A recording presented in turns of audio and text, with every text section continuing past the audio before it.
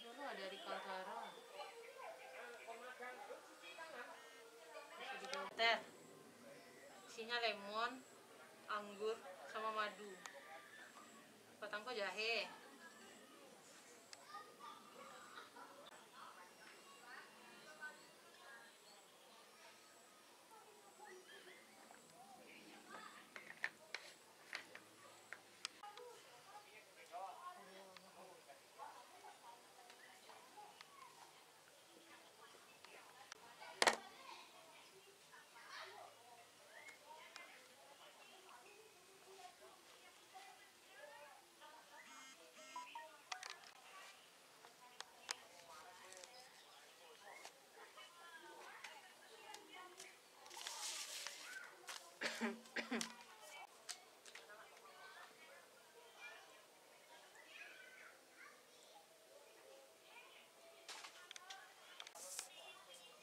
Dari tanggal 12 dinyatakan negatif.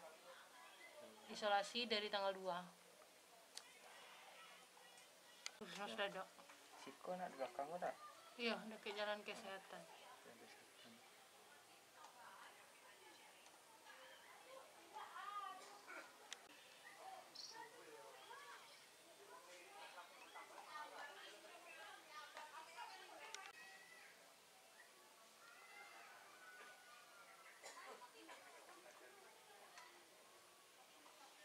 Jadi kan saya merasa kehilangan indera penciuman itu tanggal 1 November.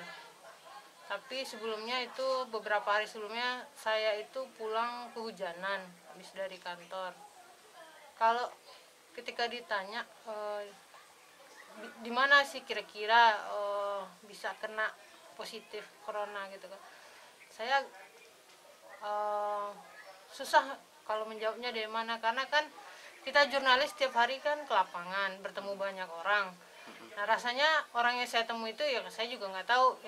Yang jelas ya yang saya tahu tidak ada saya kontak dengan orang yang positif. Cuman mungkin karena saya kehujanan waktu itu, jadi kondisi tubuh agak drop. Nah situlah saya mulai flu, badan kurang enak.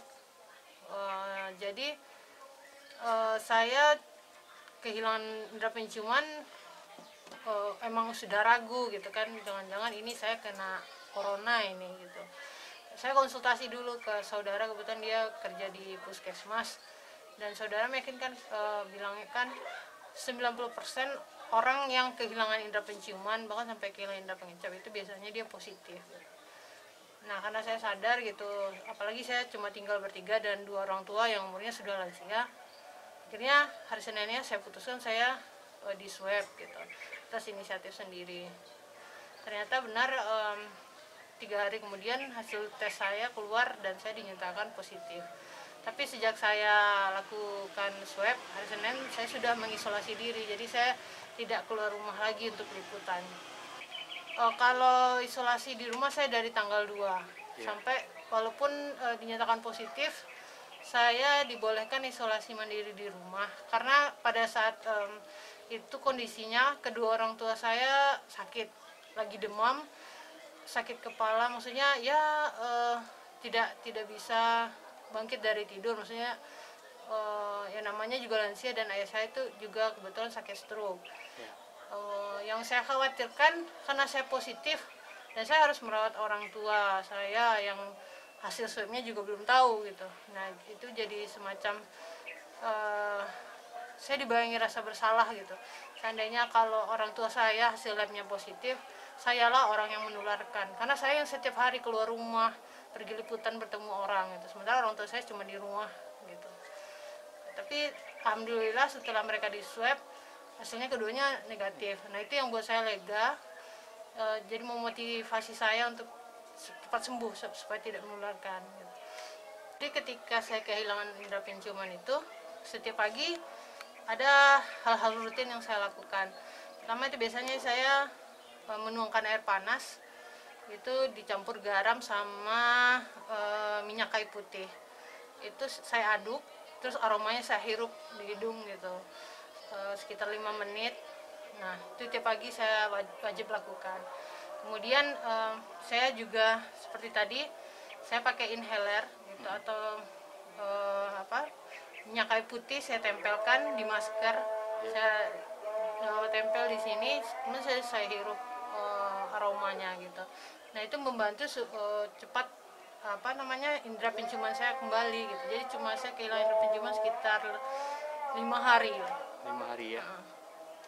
Saya juga pagi selain itu saya juga rutinnya minum air jahe, lemon sama madu pakai air panas. Itu wajib saya minum setiap pagi. Tambah berjemur. Berjemur ya. Berjemur jam 9 atau jam 10. Jam 9 jam 10 ya. Ya. Itu kira-kira. Dan saya juga harus banyak makan buah. Iya. Vitamin C supaya dia kan kembali ke imun tubuh. Jadi emang kita harus banyak makan yang sehat supaya ya saya alhamdulillah cuma sekitar 12 hari saya isolasi. Saya dinyatakan positif tanggal berapa ya? Tanggal 2, 3, 4, tanggal 5 saya dinyatakan positif hasil lab saya. Tanggal 12 saya sudah dinyatakan negatif. Sudah 3 kali swab dan itu negatif. 3 kali swab ya. Ya.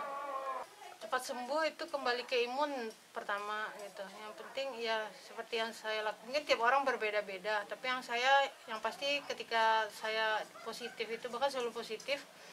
Yang pertama itu saya air hangat itu saya campur garam dan minyak putih itu. Yang kedua saya minum air jahe, lemon sama madu. Itu wajib, dan berjemur 3 hal itu yang saya lakukan setiap hari.